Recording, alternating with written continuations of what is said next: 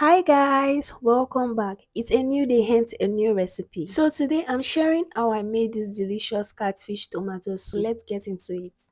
So these are all the ingredients I needed. Please ignore the cherry. I started by blending my tomato, pepper and onions. Into a clean pot, I added a reasonable amount of palm oil, added some diced onions, stirred that carefully and went in with my blended tomato and pepper. So I'm just going to stir that, cover that and allow it to cook very well.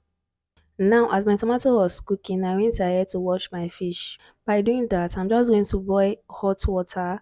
Then I'm going to cut my fish into the different sizes I want it to be. Then I'm going to pour that hot water into the fish and start washing off the body of the fish gently to take out those slimy stuff you seen on it.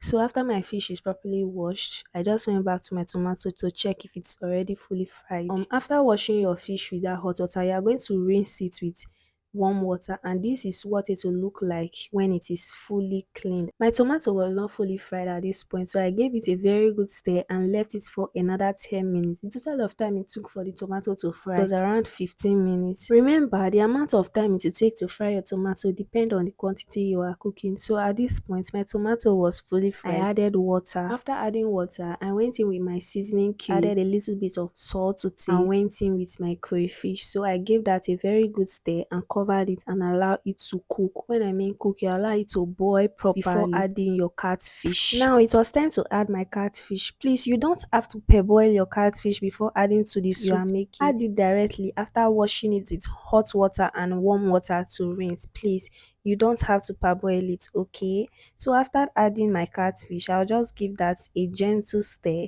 Then I'll cover it and allow it to cook for 10 minutes because I don't want the fish to be overly cooked, but at least cook to the point where I can eat it, right? So after allowing it to cook for 10 to 15 minutes, you are just going to add your vegetables, particularly green vegetables, not pumpkin, please. Green vegetables, because that will give it a very delicious taste. So after adding your vegetables, you are not going to leave it in the fire for long anymore because you don't want your vegetables to be overcooked.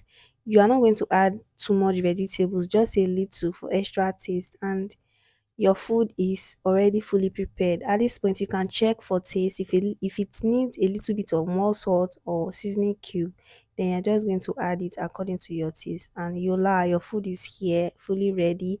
And you can pair this with semo, eba, fufu. You can even eat it with rice. That's how delicious it is, and it goes with everything. Thank you for watching, and I'll be seeing you in my next video. Please like, subscribe, share. Thank you. Bye.